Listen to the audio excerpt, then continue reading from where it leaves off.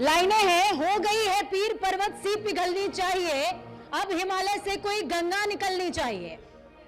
हो गई है पीर पर्वत सी पिघलनी चाहिए, अब हिमालय से कोई गंगा निकलनी चाहिए। और सिर्फ हंगामा खड़ा करना न्यूज इंडिया का मकसद नहीं, सिर्फ हंगामा खड़ा करना न्यूज इंडिया का मकसद नहीं, हमारी कोशिश है कि सूरत बदलनी चाहिए। और मेरे सीने में सही, मेरे सीने में नहीं तो तेरे सीने में सही, जो लोग हमें सुन रहे हैं उनके सीने में ही सही, आग हो लेकिन कहीं भी आग जलनी चाहिए। फायर ब्रांड नेता का स्वागत है और आग की लाइनें ना हो ऐसा हो नहीं सकता। गिरिराज जी आपका बहुत स्वागत। गिरिराज सिंह बेगूसराय से सांसद, पशुपालन, डेयरी और मत्स्य पालन विभाग इनके पास। और बोलते हैं तो लोग सुनते हैं, जब बोलते हैं तो विवाद अपने आप खड़ा हो जाता है, विपक्ष लपक लेता है और लपकने के बाद जो पलटवार गिरिराज सिंह करते हैं वो तो आप सभी जानते हैं कि देखने में छोटे लगे और घाव करे गंभीर, और जब मुखार बिंद से बोलते हैं तो तीर ही बोलते हैं। गिरिराज जी आपका स्वागत, और स्वागत के साथ आपके लिए न्यूज इंडिया ने कुछ प्रिपेयर किया है, वो हम तमाम दर्शकों को दिखाएंगे, लेकिन उससे पहले आपका स्वागत करेंगे। मंच पर प्लीज आ जाइए। हमारे चेयरपर्सन डॉक्टर बीएस तोमर, जिनकी ऊर्जा से हमारी ऊर्जा चलायमान है, उनका भी स्वागत। सर मंच पर आ जाइए और एक बार जोरदार तालियां। देखिए हॉल के अंदर जब गिरिराज सिंह पहुंचे थे तो आपने बहुत सारी तालियां बजाई थी, और अब जब मंच पर पहुंच रहे हैं तालियां ना बजाइए तो ये नाइंसाफी हो जाएगी।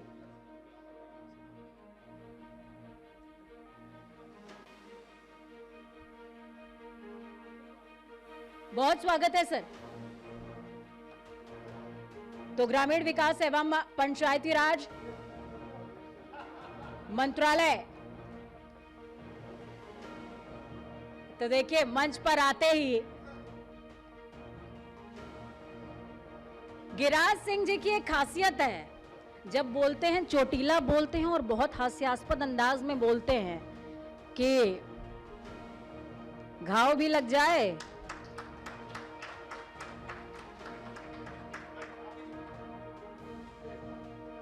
तो गिरिराज सिंह मंच पर आ चुके हैं। और इसके अलावा मेरे दोस्त सहयोगी अभिषेक जी और दीपिका जी को मैं बुलाऊंगी, मंच संभालिए। लेकिन उससे पहले आपके लिए गिरिराज सिंह जी का प्रोफाइल हमने तैयार किया है, जान लीजिए, समझ लीजिए कि गिरिराज सिंह है क्या। वैसे ज्यादा कुछ बताने को है नहीं क्योंकि बहुत तीखा बोलते हैं।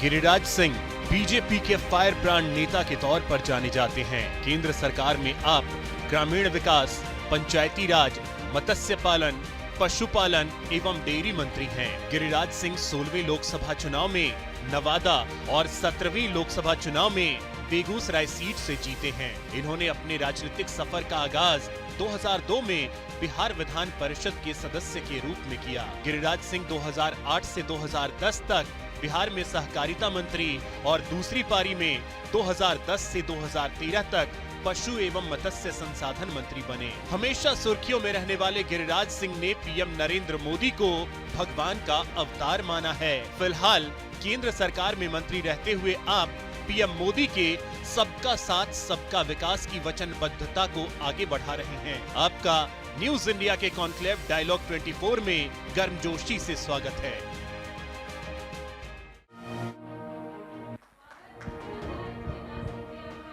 और स्टेज अभिषेक और दीपिका आपके हवाले। धन्यवाद पूजा। धन्यवाद पूजा। तो देखिए, जो मंच पर बैठे हैं किसी परिचय के मोहताज नहीं हैं। जैसे ही इन्होंने हॉल में एंटर किया, जय श्री राम के नारे गूंजने लगे। सर प्रभु श्री राम आ रहे हैं 22 को, बड़ा लंबा इंतजार करना पड़ा। 500 साल इंतजार करना पड़ा। 500 साल इंतजार करना पड़ा। कई पीढ़ियां चली गई और भारतीय जनता पार्टी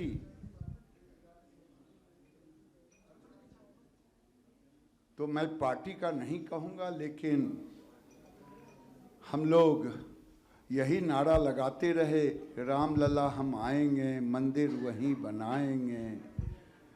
लोग कहते थे तारीख नहीं बताएंगे, अब तारीख भी बता दिया है, ट्रस्ट न्योता भी दे दिया है, अब लोग आ नहीं रहे हैं। बिल्कुल गिरिराज जी, यही बात है कि आपने न्योता दे दिया, लेकिन नहीं दिया। बिल्कुल न्योता ट्रस्ट भेजा ने गया, दिया। ट्रस्ट ने न्योता दिया, लेकिन उसको ये मान लिया गया कि ये बीजेपी और आरएसएस का न्योता है। और यही एक बड़ी बात है गिरिराज जी। यूं कहें, आपको याद होगा मकर संक्रांति पे तमाम जो नेता थे उन्होंने डुबकी लगाई अयोध्या में जाकर सरयू में, लेकिन यहां पर यह कहा गया हम तो पहले भी आते थे, आगे भी आएंगे, यानी कि गुड़ खा रहे हैं, गुलगुले से परहेज कर रहे हैं। देखिए, जहां तक भारतीय जनता पार्टी के ऊपर ये आरोप लग रहा है कि भारतीय जनता पार्टी इस कार्यक्रम का मुख्य कर्ता धर्ता बनने की कोशिश कर रहा है। अच्छा, मैं पूछता हूं, जनसंघ पार्टी बनी क्यों थी? श्यामा प्रसाद मुखर्जी कांग्रेस में नेहरू के साथ मंत्री रह के हटे क्यों थे? हमारा तो जन्म ही हुआ है राष्ट्र के लिए, और राष्ट्र के लिए प्रभु श्री राम, इसीलिए हम तो हैं, हम उसी के लिए हैं।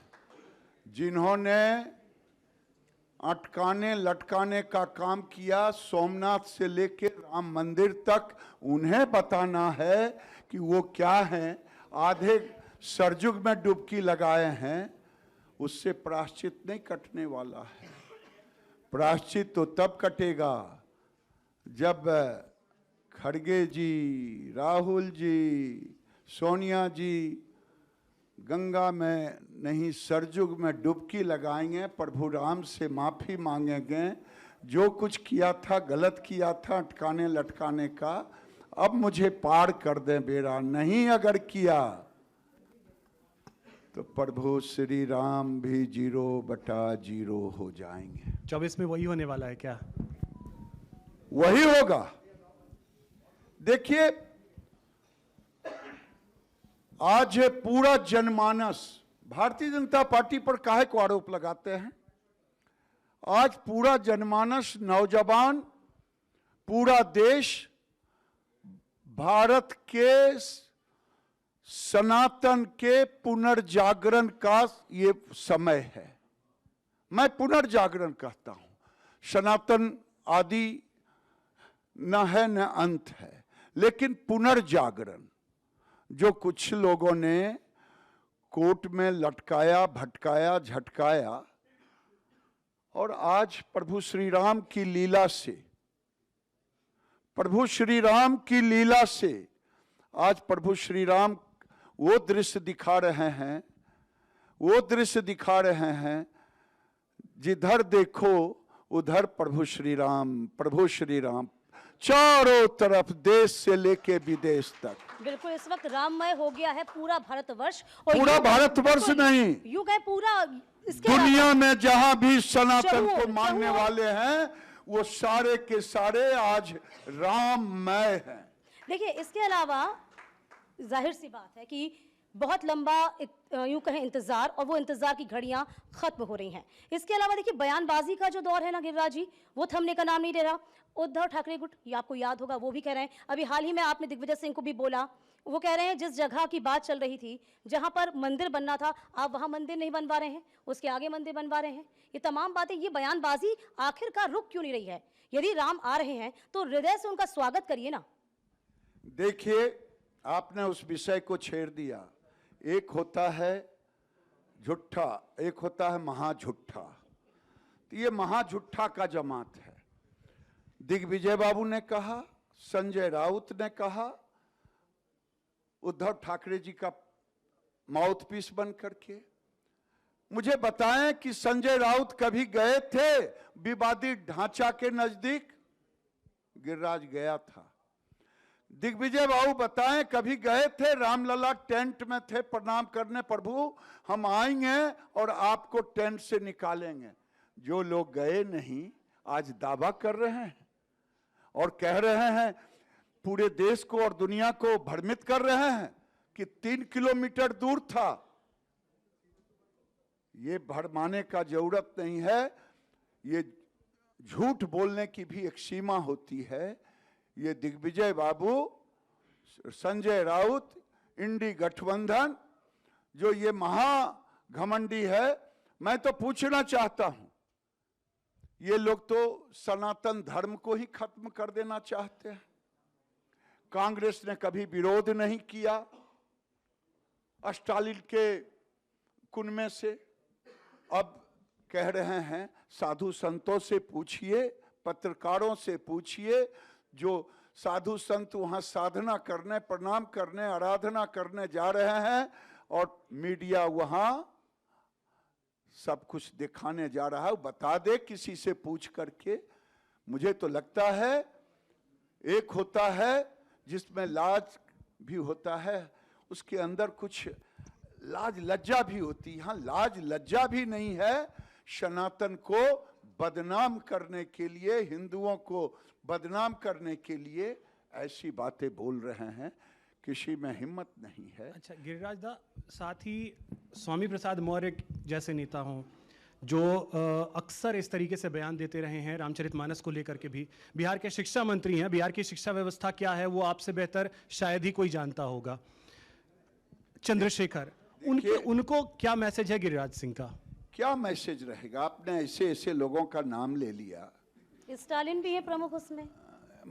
मुझे कुछ, ये लालू प्रसाद यादव उस समय भी मुलायम सिंह यादव के साथ खड़े थे जब राम सेवक कार सेवकों पर गोलियां चलाई जा रही थी, खून बह रहा था, उस समय भी ये खड़े थे लालू प्रसाद यादव मुलायम सिंह के साथ। और दूसरे का नाम आपने लिया, वो तो न अपने का आता पता है न नीति का आता पता है। हिम्मत है प्रभु श्री राम और रामायण को गाली देने वाले, सनातन को गाली देने वाले, ये सब डरपोक हैं। अगर हिम्मत है तो एक बार मोहम्मद साहब को गाली देके देखो तो। तुम इसलिए कि हमें इन संतों ने सिखाया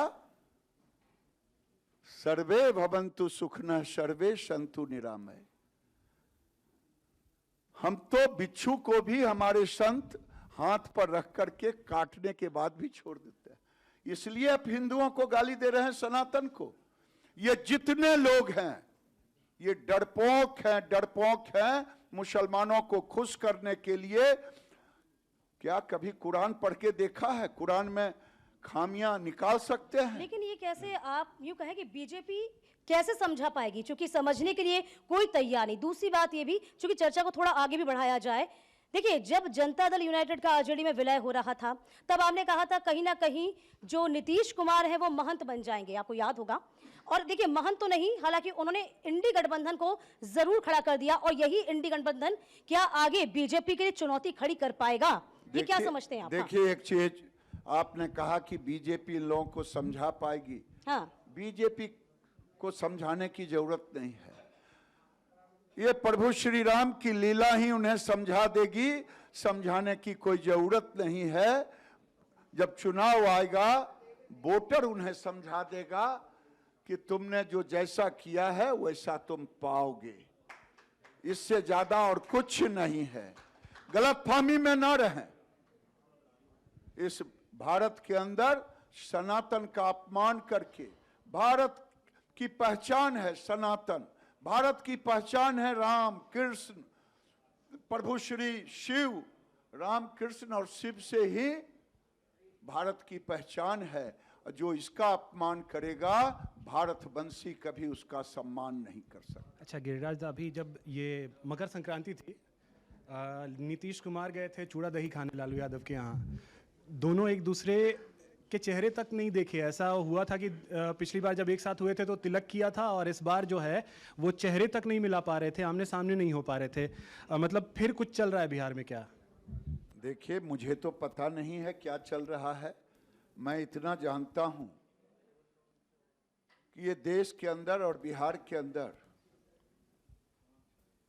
ये छक्का पंजा का खेल चल रहा है, और ये स्वार्थों की, लालू यादव को लगता है कि नीतीश कहीं चला गया तो मेरे बेटवा का हुई। मुख्यमंत्री दिल की अरमा आंसुओं में बह गए। भाई वीरेंद्र बोल भी रहे थे। हाँ, दिल की अरमा आंसुओं में बह गए। और नीतीश जी उन्हें डराते हैं, तुम मुझे इधर उधर करोगे तो मैं मायके चली जाऊंगी, तुम देखते रहिए। ये दोनों छक्का पंजा का खेल है और कुछ नहीं। तो स्वागत करेंगे अगर नीतीश बाबू आते हैं तो। मेरे जैसे लोगों के घर, खिड़की, दरवाजा सभी बंद है। मतलब बीजेपी मान ले कि हम तहे दिल से स्वागत कर सकते हैं आगे भी जेडीयू का। मैं कहा कि नीतीश कुमार के लिए भारतीय जनता पार्टी का दरवाजा, मेरे जैसे कार्यकर्ताओं का दरवाजा बंद है। ललन अच्छा, सिंह को ललन सिंह, बिल्कुल। ललन सिंह को लेके भी बड़ी ज्यादा चर्चा है कि हो सकता है बीजेपी आ जाए। मुझे नहीं मालूम। अच्छा जी, ललन सिंह कह रहे थे कि ऐसा नहीं है कि बिल्ली के भाग से छीका टूट जाए, यानी कि बीजेपी को एक मैसेज देने की कोशिश थी, आपने सुना हो तो। भारतीय जनता पार्टी को मैसेज देने की जरूरत नहीं है, जनता के साथ सीधा संपर्क है। हमें किसी राजनीतिक दल को मैसेज देने की जरूरत नहीं है। बिल्कुल, देखिए अभी जैसे कि आपने पॉपुलेशन कंट्रोल को लेकर आप चाहते हैं कि जनसंख्या नियंत्रण आगे बढ़े, कैसे इस पे काम होगा? क्योंकि यदि हम भारत की बात करते हैं, भारत एक विशालकाय देश है, इस मैसेज को कैसे कन्वे किया जाए? क्योंकि अभी भी जरूरत ये है कि हाँ कंट्रोल होना चाहिए, लेकिन उसके लिए एक क्या प्लान तैयार है आपके अकॉर्डिंग? आपने तैयार किया हो या आप ऐसा सोचते हो? देखिए, मैं आपसे एक बात कहूं जी, दुनिया में एक देश विकासशील से विकसित राष्ट्र बन गया, वो है चाइना। 78 में हमारा जीडीपी चाइना से अधिक था। 79 में उसने वन चाइल्ड पॉलिसी लाया और नीतिकारों का मानना है, समीक्षकों को मानना है, वो वन चाइल्ड पॉलिसी के बाद वो 60 करोड़ लोगों को रोक पाया और आज वो दुनिया की एक ताकत बन गया है। भले आज उनका जीडीपी पीछे चल रहा हो। हमारे देश में दुनिया की आबादी का लगभग मेरे ख्याल से 20% आबादी हम है। मेरे साथ जमीन जो है 2.5% है, 4% पानी है। और आज बढ़ती हुई आबादी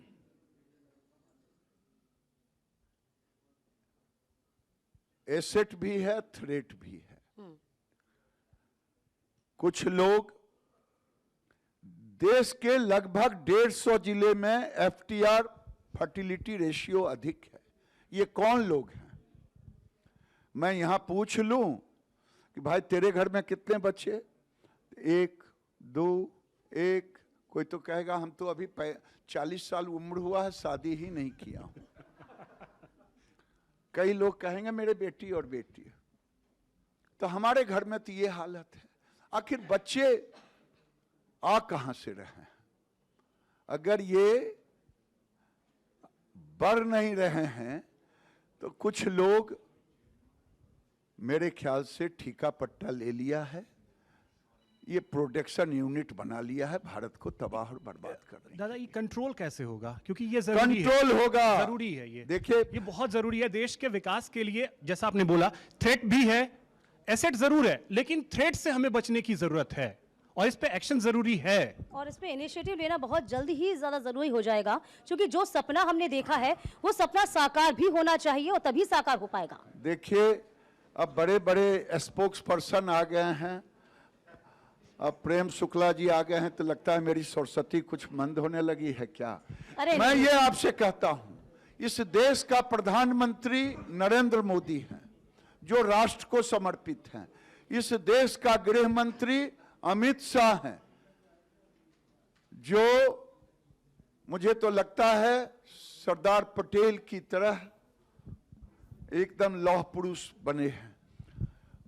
कभी किसी ने सोचा था कि 370 धारा कश्मीर से हटेगा? कोई बता दे।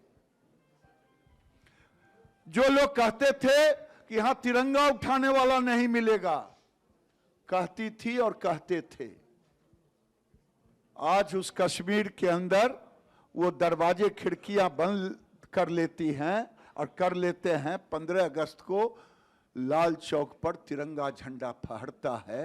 आज देश का प्रधानमंत्री, देश की सरकार है। देश में हर वो कानून बनेगा जो देश को जरूरत है, देश के लिए है, लेकिन चाहे एक सीएए हो। बिल्कुल, एक वर्ग ये आरोप लगाता है कि गिरिराज सिंह हमें ही कटाक्ष करते हैं, हम पर ही बयानबाजी क्यों करते हैं, क्योंकि यदि भारतीय हैं तो सनातनी यदि ठीक है, लेकिन दूसरे पक्ष को तो छोड़ें, कम से कम बख्शे तो सही। ऐसा होता नहीं, आपके बयानों में इतना कटाक्ष होता है जी। देखिए, आज कुछ लोग मुसलमानों को भड़का रहे हैं। मेरी मस्जिदें नमाज 4 बार पढ़ो, मैं कहता हूं 4 बार नहीं 8 बार नमाज पढ़ो, मुझे अच्छा लगेगा, लेकिन भूलो मत अब वो जमाना चला गया जब औरंगजेब और बाबर ने हमारे मंदिरों को ध्वस्त किया था। अब सनातनी जग गए हैं। अगर कोई औरंगजेब और बाबर बनने की कोशिश करेगा तो भारत का सनातन महाराणा प्रताप बन के जवाब देगा। इसलिए मैं तंज नहीं कसता हूं, मैं तो कहता हूं मेरा जो डीएनए है, जो प्रभु श्री राम का डीएनए है, तुम्हारा भी वही है। तुम अपने आप को बाबर के साथ मत जोड़ो, तुम अपने आप को औरंगजेब के साथ मत जोड़ो।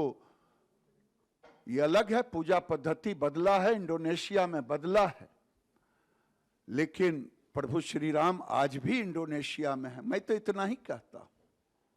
आज प्रभु श्री राम, मैं तो इकबाल अंसारी को पूछता हूं, आज राष्ट्र में ऐसे राम भक्त जो विवादित ढांचे के पक्षकार थे, कोर्ट का निर्णय हुआ, प्रभु श्री राम के भक्त हो गए। हम तो अब्दुल कलाम आजाद के पक्षधर हैं, लेकिन कोई अपने को बाबर और औरंगजेब का वंशज कहेगा तो भारत का सनातनी आज बर्दाश्त। भारत धीरे धीरे अपनी जड़ों की ओर लौट रहा है और ये सही भी है जो हम देख रहे हैं, चाहे इनिशिएटिव कोई ले, चाहे बीजेपी ले या तमाम पार्टियां ले या कोई भी ले। लेकिन इसके अलावा कुछ आगे बढ़ते हुए देखिए, यदि हम पूछें कि भारत ग्राम प्रधान देश भी है, अब यहां पे ये बताइए कि आगे बढ़ते हुए किस तरीके से विकास के पथ पर और अग्रसर होगा, कैसे गांव को और बेहतर किया जा रहा है, क्योंकि लोकसभा चुनाव तो नजदीक है ही। देखिए, हाँ, सौभाग्य से मुझे उस विभाग के साथ काम करने का मौका मिला है। 10 साल में यूपीए सरकार ने गांव गरीब किसान के लिए लगभग 5.25 लाख करोड़ खर्च किया और नरेंद्र मोदी ने 24 लाख करोड़ खर्च किया। आज नरेंद्र मोदी जी देश के 10 करोड़ महिलाओं को लाखपति बनाने के लिए हमें दायित्व दिया है, और जिस दिन उस गरीब के घर में लाखपति दीदी बन के उस घर की जाएंगी हमारी बहन, हमारी बेटी, हमारी बहू, उस दिन भारत का जीडीपी भी बढ़ेगा और भारत के घरों में एक नई रोशनी भी जगेगी। ये नरेंद्र मोदी का काम करने का तरीका है। जिस नरेगा को कांग्रेसी कहते थे कि नरेंद्र मोदी बंद कर देगा, उस नरेगा को आज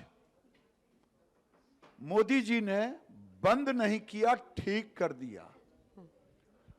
2,12,000 करोड़ उन्होंने खर्च किया था 5 साल में। अब मोदी जी ने 7 लाख करोड़ से ज्यादा खर्च किया।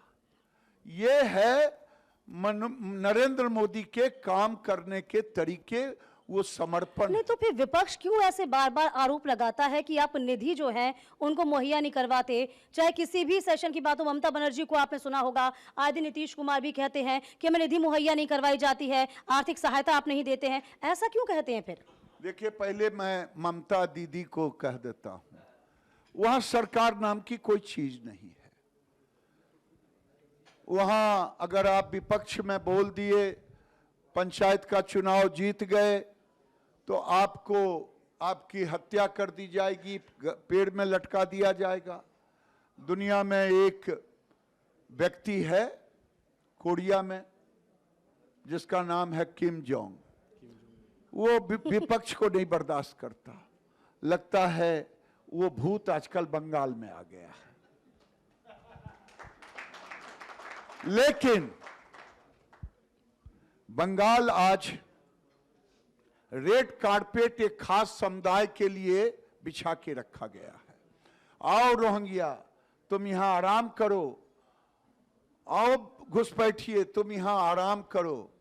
लेकिन भारतीय जनता पार्टी की सरकार जब बनेगी बंगाल में, वो दिन दूर नहीं कि अगली सरकार बंगाल में भारतीय जनता पार्टी की होगी और वहां जो बाहरी होंगे उसी रास्ते से बाहर भी कर दिया जाएगा। जहां तक पैसे बंद करने के लिए, हम गरीबों के लिए पैसा देते हैं, हम लूटने के लिए नहीं पैसा देते हैं। तो भी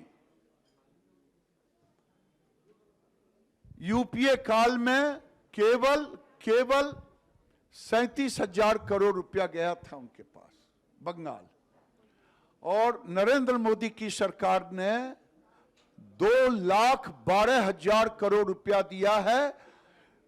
आज तक 2,12,000 करोड़ ये पैसा नहीं दे रहे। हां, हम रोक रहे हैं। वहां के अखबारों में निकलता है गरीब को मकान देने के बदले वो अपने समर्थक 3 मंजिला वाले को देते हैं। तो क्या हम जांच कराएंगे कि नहीं? मजदूरों के बदले वो पैसा उनके खाते में जाता है। वो लूट की सरकार है। हम केवल लूट पे रोक लगा रहे हैं। दीदी को क्या आजकल पीएम वाला सपना उनको भी आया हुआ है क्या? क्योंकि थोड़ा सा ऐसा लग रहा है कि गठबंधन से नाराज, मुंह फुलाए हुए चल रही हैं। नहीं, मुंह नहीं फुलाए हैं, सब बार्गेन कर रहा। मैं नीतीश कुमार को भी बता दूं तब मैं कहूंगा। नीतीश कुमार जी को 55 लाख मकान मोदी जी ने दिया, और मनरेगा में जिसके साथ गलबहियां अभी लगा के बैठे हैं कांग्रेस के साथ, वो दी थी केवल 9,500 करोड़ मनरेगा में, और मोदी जी ने 35,000 करोड़ से ज्यादा दिया है। और जहां तक गठबंधन है, गठबंधन, घमंडिया गठबंधन, इसमें सब अंदर से प्रधानमंत्री बनना चाहते हैं। दीदी भी प्रधानमंत्री के, और सब कहेगा मुझे नहीं बनना है। नीतीश बाबू भी प्रधानमंत्री के बन चले तो लालू जी सजाबाद भी हो। हाँ। ये ऐसा तो नहीं है कि नीतीश कुमार ने संयोजक बनने से भी इनकार कर दिया? वो बना कौन रहा?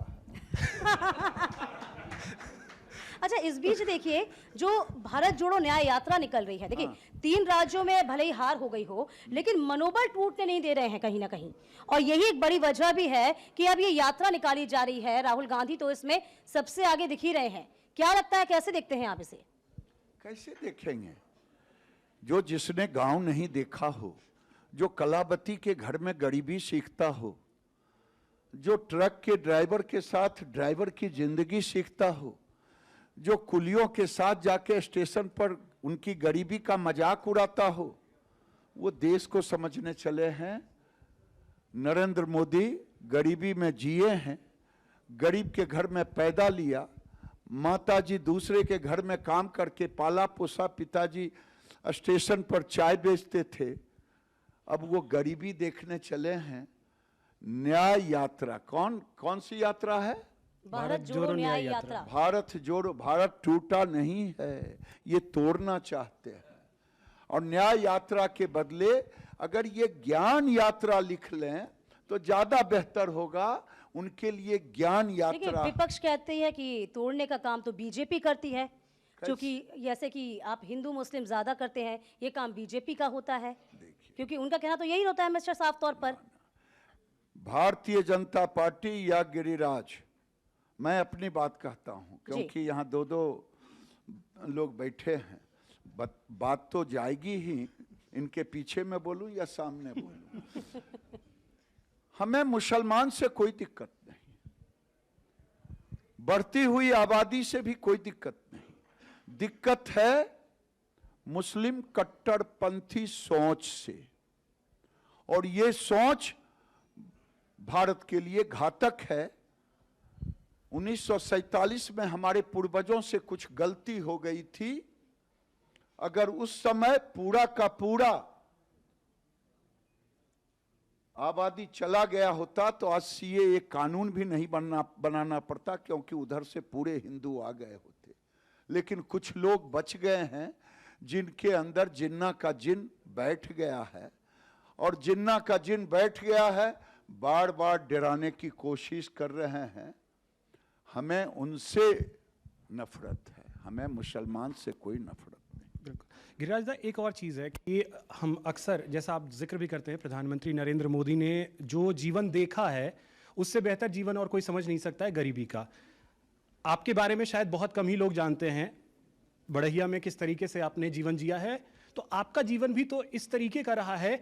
कहाँ जमीन से उठ करके आज दिल्ली में इस जगह पे बैठ करके हम चर्चा कर रहे हैं गिरिराज सिंह के साथ, तो वो जीवन तो आपका भी एक आदर्श जीवन रहा है। 25 में, क्योंकि बीजेपी के पास कहते हैं कि बिहार में अगर सबसे बड़ा कोई चेहरा है तो वो गिरिराज सिंह है। क्या आप माने कि बिहार में अगला सीएम वाला चेहरा गिरिराज दा का होगा? देखिए, मैं पागल नहीं हूं और मैं कोई, ये भारतीय जनता पार्टी है, ये अनुशासन वाली पार्टी है। सबके प्रिडिक्शन अपने अपने खाते में रह गया। महारानी स्थान में पूजा होती रहती है। महारानी स्थान में हम पूजा करते हैं, करेंगे। मां त्रिपुर सुंदरी की बड़हिया वाले कर रहे हैं, बड़हिया वाले कर रहे हैं, करते रहे। महादेव वाले जो लेकिन करेंगे, अभिषेक देखिए ना, किसी ने सोचा था मोहन यादव मुख्यमंत्री होंगे? बिल्कुल बिल्कुल। किसी ने सोचा था भजन लाल जी मुख्यमंत्री होंगे? जातिगत जनगणना का सवाल कर दिया आपने, चूंकि वो ओबीसी को लेकर जातिगत जनगणना किस तरीके से यहाँ पर करवाई जा रही थी बिहार में भी, और इस बात चली भी थी। लेकिन वो हमेशा यही आरोप लगाते हैं सभी कि बीजेपी इसके पक्षधर क्यों नहीं है।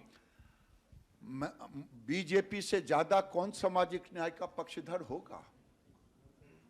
मैं अगर आपको गिनाऊं, बीपी सिंह की सरकार अगर थी तो भारतीय जनता पार्टी के समर्थन से था। मंडल कमीशन बना, अगर भारतीय जनता पार्टी ही कुर्सी खींच लेती तो बीपी सिंह तो गिर जाते, तो मंडल कमीशन बनता क्या? वहां बीजेपी था। जब मंडल आयोग आया तब भी बीजेपी था। बीजेपी उस दिन भी था और आज भी है। हम सामाजिक न्याय के सबसे बड़े पैरोकार हैं। हम कहते नहीं हैं, हम करते हैं। और नरेंद्र मोदी से बड़ा कौन होगा, जो गरीब घर में पैदा लिया। नरेंद्र मोदी के नेतृत्व में 10 साल और सरकार चल गई तो ये जात पात करने वाले कम्युनिस्ट पार्टी सबका दुकान बंद हो जाएगा। 13.5 करोड़ गरीबों को बाहर निकालने का काम किया। लोग पूछते हैं कहां से गरीबी निकली, आप बताइए। विपक्ष को नहीं दिखाई देता है। कहां? हम के लिए वहां जहां शौचालय नहीं था। आपने इतने सालों तक राज किया, लेकिन हमारी गरीब, हमारी बेटी बहू सड़क पर शौच करती थी। नरेंद्र मोदी को यह पीड़ा हुआ। 14 करोड़। मैं गया था लद्दाख सारे मंत्रियों को 2 दिन रहना था। मैं एक गांव में गया, रात को गया। पूरा गांव एक बूढ़ा के नेतृत्व में आरती उतार रहा था। मैं कहा, मुझे कहां से जानता है जो आरती? हमने कहा, बाबा ये क्यों कर रहे हैं? कहा, मैं आपका नहीं कर रहा हूं, नरेंद्र मोदी का कर रहा हूं, क्योंकि नरेंद्र मोदी से मुलाकात नहीं होगी। कहा, सड़क आपने दिया आप, और मैं 80 साल से ऊपर मेरी उम्र हो गई, ग्लेशियर का पानी पीता था। देखिए बोरिंग करके ताजा पानी 15,000 फीट पर दे रहा है। ये नरेंद्र मोदी है। इसीलिए नरेंद्र मोदी ने कहा, देश में 4 ही जाति है, गरीब है, गरीब महिला है, युवा है और किसान है। और उसी में 10 करोड़ जिसकी जिम्मेदारी अभी हम निभा रहा हूं, और जो टारगेट दिया है 2 करोड़ को ती बनाने का, वो टारगेट भी पूरा होगा। मोदी कहते नहीं हैं, मोदी करते हैं। ये नारों के सहारे नहीं, करके दिखाते हैं। घर उसी डिपार्टमेंट में हूं। 29 साल में इंदिरा आवास का नाम गांव गांव में लोग जानते हैं। कितने मकान बना? 3 करोड़, 3.25 करोड़। मोदी जी ने 10 साल में कितना बनाया? 4 करोड़ बना दिया। अभी और पाइपलाइन में है। ये क्या कहेंगे? मोदी गरीबों के प्रति समर्पण कहेंगे कि नहीं? 7 लाख किलोमीटर ग्रामीण सड़क को आज मेरे पास है, 7 लाख करोड़ से ऊपर हमने इसमें 4.5 लाख करोड़ बनाने का काम किया ग्रामीण सड़कों को। तो सड़क हम बना रहे हैं। गरीब महिला को पेंशन मोदी दे रहे हैं, विधवा को पेंशन मोदी दे रहे हैं। ये तो है कि कुछ चीजें ऐसी है कि मैं जब राज्यों में जाता हूं तो जैसे गांव की कहावत है कि भोज चल रहा है, पूरा खीर पूरी सब कुछ चल रहा है, और उस पर कोई आदमी आया नमक नमक नमक और कहे कि मैंने भोज खिला दिया। वही हाल है राज्यों में जहां हमारी सरकार नहीं है, वहां हमारी योजनाओं पर अपनी नमक चढ़ा करके वो कहते हैं मैं कर रहा हूं। माल महाराज का मिर्जा होली खेल रहा है, चाहे बिहार हो चाहे बंगाल हो। आज भी बंगाल में हम सड़क का पैसा दे रहे हैं, गरीब का पैसा दे रहे हैं, सारे पैसे मोदी जी दे रहे हैं। जिस दिन देना बंद कर दें, दुकान बंद। तो ममता बनर्जी 2-3 बार आ चुकी हैं दिल्ली में, बोल चुकी हैं आप पैसा ही नहीं देते। यही एक वजह है कि जहां आपकी सरकार नहीं है वहां आप ऐसा करते हैं, वहां आप निधि नहीं देते हैं। यही मैंने अभी पहले भी सवाल पूछा था। देखिए, मैं कह रहा हूं कि नीतीश कुमार से पूछिए, मेरे सामने में कह दें, उनके मंत्री वो कह दें 35,000 करोड़ दिया, कांग्रेस ने 9,500 करोड़ दिया था। ममता दीदी मैं आपको पैसा दे रहा हूं। 2,12,000 करोड़ रुपया कौन दिया? 37,000 करोड़ मिला था, 2,12,000 करोड़ दिया नहीं तो क्या? हाँ, जब लूटने लगी और पता चल गया तब तो हम जांच कराएंगे ही। यही अंतर है। अच्छा, 2024 की तैयारी कैसी चल रही है और कहां से? क्योंकि 2014 भारतीय में जनता पार्टी हर समय तैयारी में रहती है। नहीं, गिरिराज दा की 2014 में नवादा, 2019 में बेगूसराय, बीच में घर छूट गया। मुझे कुछ पता नहीं है। मैं तो 2014 में जहां चाहता था वहां से नहीं लड़ा, और जब 2014 में जहां था वहां 19 में भेज दिया गया।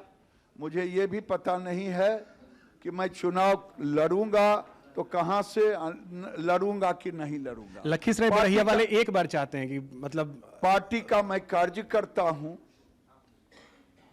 और मैं पार्टी जो बनाती है, नीतियां जो आदेश देती है वो मैं करता हूं। बिल्कुल, ये देखिए जिस तरीके से आप कह रहे हैं, देखिए आगे जो मेरे पास जानकारी ये भी आई थी, जैसे कि एसडीजी का स्थानांतरण, वो एक रिपोर्ट आपने जारी की थी जिसमें सतत विकास लक्ष्यों को निर्धारित किया गया था, और आपने वो एक एजेंडा, एक प्लान लेके चले थे और कहा था कि आने वाले वक्त में इसको और हम सशक्त बनाएंगे। इस पे किस तरीके से काम चल रहा है? देखिए, प्रधानमंत्री नरेंद्र मोदी की सरकार है, जहां वो लोकसभा बनाते हैं नया भवन, हाँ, वहीं 50,000 हमारे विभाग के पंचायत भवन भी बनाने का काम करते हैं। हम सतत विकास, अगर नरेंद्र मोदी ई गवर्नेंस देश में चला रहे हैं तो हम मेरी पंचायत ऐप चला करके सतत सस्टेनेबल डेवलपमेंट गोल को मजबूत कर रहे हैं। मेरा मानना है आने वाले दिन में ऐसा पंचायत होगा जो पंचायत की रूपरेखा बदल देने का काम हम कर रहे हैं यूनाइटेड नेशन के नीतियों के आधार पर। जब से आपके पास विभाग आया है तब से कितना विकास और हुआ है? हमारे विभाग में तो यही विकास हुआ कि पहले पंचायतों को 100 रुपया जाता था, अभी 700 रुपया प्रति व्यक्ति जा रहा है। यह विकास का लक्ष्य है। अभी पंचायतों में मनरेगा ही काम कर रहा है। अभी पंचायतों में मैंने 50,000 नए भवन की बात की। अभी पंचायतों में हम आंगनबाड़ी केंद्र बना रहे हैं। भारत सरकार मनरेगा भी भारत सरकार का है और स्मृति दीदी का भी विभाग भारत सरकार का है। तो ये जो भी विकास दिख रहा है आज, चाहे हमारी रूलिंग पार्टी की सरकार हो चाहे विपक्ष की हो, नरेंद्र मोदी का कृतित्व ही दिख रहा है गांव में। नहीं, विपक्ष ये कहता है ना कि जो योजना की आप शुरुआत कर देते हैं, जैसे कि उज्ज्वला योजना की शुरुआत हुई थी कि कुछ वक्त तक के लिए तो सब कुछ फ्री है, उसके बाद आप उस पर चार्जेस लगाना शुरू कर देते हैं, यानी कि आप दिखाते कुछ और हैं, बाद में कुछ और करते हैं। ये बदलाने का काम कहीं ना कहीं बीजेपी कर देती है। आप अगर मेरे साथ विकसित भारत यात्रा में चलते तो आपको पता चलता कि जिस समय वो गरीब कहती है महिला दीदी, हमारी बहन, कि आंख से आंसू आता था लकड़ियों पे खाना बनाने पर, किसी ने सुध नहीं लिया। न नेहरू के जमाने से लेके, इंदिरा जी के जमाने से लेके, राजीव गांधी से लेकर के, मौनी बाबा तो मैं नहीं कहूंगा, राहुल गांधी के जमाने तक। और वो नरेंद्र मोदी ही 10 करोड़ घरों में, जहां अमीरों के घर में गैस का चूल्हा होता था, आज गरीबों के घर में गैस का चूल्हा।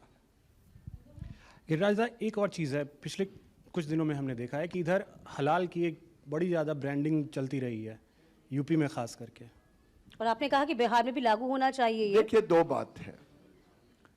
एक हलाल सर्टिफिकेट, हाँ, ये बहुत बड़ा स्कैंडल है। ये जजिया टैक्स है।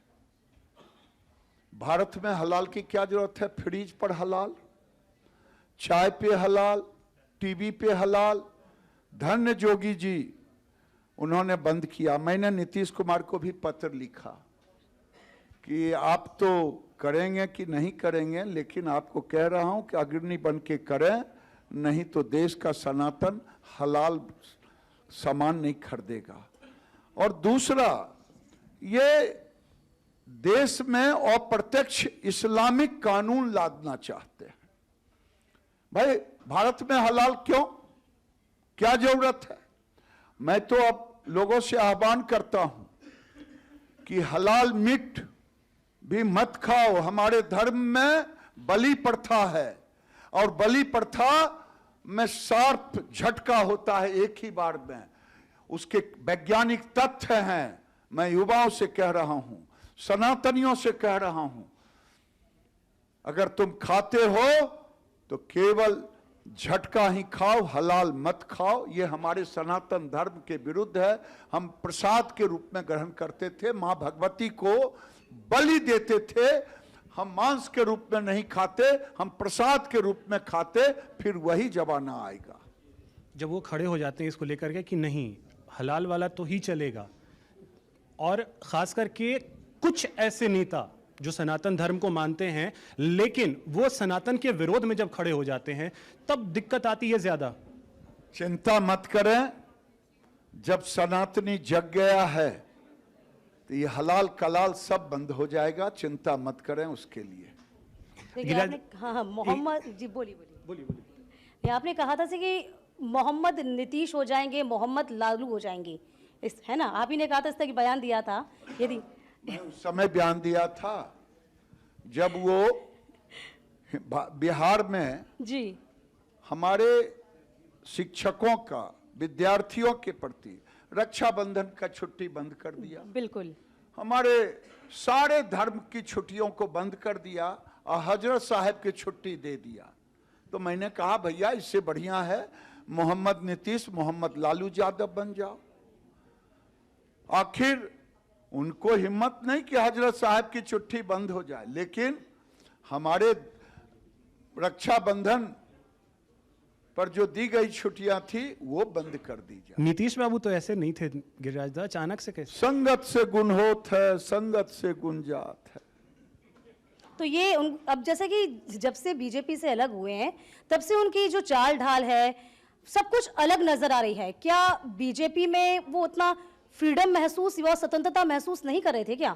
क्या बीजेपी ने बांध रखा था क्या, जो अब बिल्कुल अलग ही नजर आ रहे हैं नीतीश बाबू? मैं क्या बोलूं? मैं यही कहूंगा जी, वो सरकारी अफसर की तरह हैं, जिधर गए उसी की भोंपू बजा दिया। नहीं, सुशासन बाबू कहा जाता है ना, क्या वो सुशासन बाबू रहे हैं आपके अनुसार? देखिए, बिहार में शराबबंदी है। जैसे भगवान हर जगह है, भगवान दिखते नहीं, केवल उस भक्त को दिखते, उसी तरह से बिहार में शराब सबको नहीं दिखता, शराबी को शराब दिख जाता। तो उनका सुशासन है, इससे बड़ा सुशासन और क्या होगा। हमारी नाक के नीचे दलित बेटियों के साथ बलात्कार होता है, अपराधी नहीं पकड़ाता। पीएफआई पूरे भारत को 2047 तक मुस्लिम राष्ट्र बनाने की योजना बना लेता, ये नहीं दिखता। दिखता है वही जो उन्हें कुर्सी पर ठीक से बैठा करके रखे। अच्छा, एक और चीज, बीजेपी के प्रमुख एजेंडों में 370 था, पूरा हो गया। राम मंदिर था, पूरा हो गया। अब 2-3 चीजें रह गई हैं। एक तो पीओके और साथ ही साथ यूसीसी पे बात करें, लेकिन पीओके वाला मसला पिछले कुछ वक्त से ऐसा लग रहा है कि वहां हलचल काफी ज्यादा है, क्योंकि उधर भी हम देख रहे हैं कि नरेंद्र मोदी जिंदाबाद के नारे वहां लग रहे हैं। देखिए, भरोसा उसी पे होता है जो भरोसे के लायक होता है। तो आज ये सरकार भरोसे के लायक है। 370 धारा हटना, प्रभु राम की लीला से राम मंदिर बनना, जब सब संभव हो गया है तो जो अधूरे काम है प्रभु श्री राम सब पूरा करेंगे। कुछ है सुगबुगाहट, क्योंकि मतलब 2019 इलेक्शंस जैसे ही बीजेपी ने जीते, उसके बाद पटपट सारी चीजें हो गई, 370 और राम मंदिर के फैसले भी आ गए। वो तो सुप्रीम कोर्ट का मामला था, लेकिन क्या 2024 में, जो कि आश्वस्त हैं आपकी, एक बार फिर से जीत रहे हैं? जीत नहीं रहे हैं। श्री राम को मैं प्रणाम करता हूं, क्योंकि मेरे आराध्य हैं। भारत की जनता ने तय कर लिया है, मोदी जी ही प्रधानमंत्री बनेंगे, 400 के पार हो। अच्छा, मेरा बहुत आखिरी सवाल यही है, गिरिराज सिंह जी हमेशा अपने बयानों को लेकर सुर्खियों में रहते हैं, ऐसा क्यों? ऐसा आप कह देते हैं कि बहुत समय तक चर्चा का विषय ना सिर्फ मीडिया में रहता है बल्कि विपक्ष के अंदर भी रहता है। आप बोलते हैं तो मुझे सही सही पूछते हैं तो सही सही बोलना पड़ता है। बिल्कुल बिल्कुल, जीन वही है ना, बढ़िया वाला, इसलिए। अब वो तो जहां पैदा लिए हैं उसका संस्कार तो रहता ही है। माँ त्रिपुर सुंदरी का स्थान है, राज राजेश्वरी का स्थान है। अच्छा, वो तो छोटा सा, बहुत छोटा सवाल, बिहार की राजनीति में क्या सब कुछ सही चल रहा है, या और आगे क्या उम्मीद आपको दिख रही है अभी, क्योंकि समय समय पर पटल पर आ जाती है बिहार की राजनीति? देखिए, बिहार की राजनीति भी वही चल रहा है जो देश की राजनीति चल रहा है। हमें तो कोई जवाब, मुझे तो जवाब मेरा पूरा हो गया है। चलिए, बहुत बहुत धन्यवाद गिरिराज साहब, बहुत समय आपने दिया और खुल करके बेबाकी से, जैसे गिरिराज सिंह बात करते हैं वैसे ही उसी अंदाज में उन्होंने बात किया।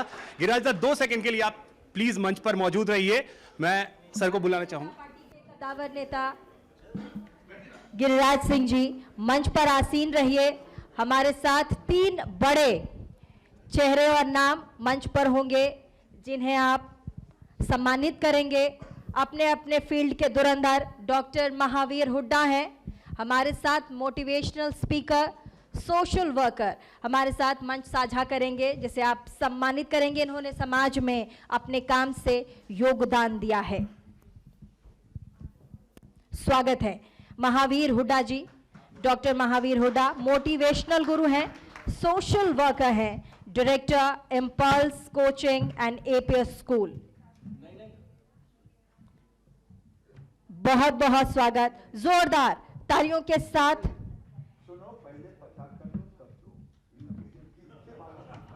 गिरिराज जी का अंदाज ही निराला है, इसीलिए सबके चहेते हैं गिरिराज जी। काम तो आपका था, आपने नहीं। कोई बात नहीं सर, जोरदार तालियों के साथ। गिरिराज जी, आपका भी बहुत बहुत शुक्रिया। और एक और मेहमान मंच पर रहिएगा गिरिराज जी, हमारे चहेते। प्लीज हमारे साथ मोज एयर एविएशन के नामचीन अतुल जैन, डायरेक्टर हैं मोड एयर एविएशन के, हमारे साथ मंच साझा करेंगे। Mode air aviation IFSCA private limited के डायरेक्टर, आपने भी देश को कृतज्ञ किया है रोजगार सृजन और साथ ही देश की इकॉनमी में, अर्थव्यवस्था में आपने जिस तरीके से भागीदारी निभाई है, समाज के प्रति भी आपका कर्तव्य बोलता है। बहुत बहुत शुक्रिया। साथ ही समय फार्मा से भी हमारे साथ होंगे गिरिराज जी। प्लीज एक और अवार्ड है, जरा दे ही दीजिए। बिल्कुल याद है सर, आइए ना प्लीज। समय फार्मा से हमारे साथ विकास जैन जी, बहुत बहुत स्वागत आपका।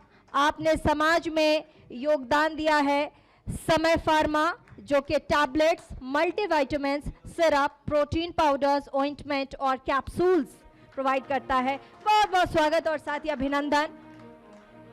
और समाज में आप सभी जो काम कर रहे हैं उससे पूरा देश गौरवान्वित है।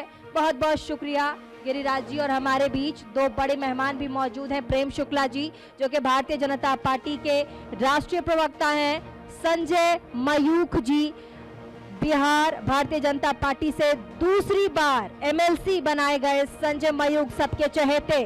और मीडिया से तो प्रेम शुक्ला जी और संजय मयूख जी का पुराना नाता है, हम सब के चहेते प्रेम शुक्ला जी और संजय मयूख जी, साथी गिरिराज जी, बहुत बहुत शुक्रिया। आपने मंच साझा किया न्यूज़ इंडिया डायलॉग 2024 पर। और गिरिराज सिंह एक ऐसे व्यक्तित्व हैं जिनके बारे में कुछ भी बताना हमेशा कम होता है। प्रखर व्यक्तित्व के धनी, बिहार के लाल, और कहा जाता है गिरिराज जी जहां खड़े होते हैं वहां से राजनीति शुरू होती है। बहुत बहुत शुक्रिया।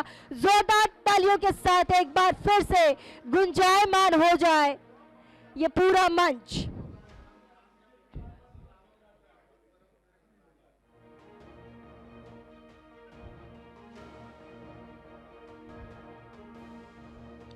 हमारे साथ राजेश चौधरी जी भी हैं, बहुत बहुत स्वागत। मथुरा माठ से विधायक हैं, बहुत बहुत स्वागत राजेश चौधरी जी का।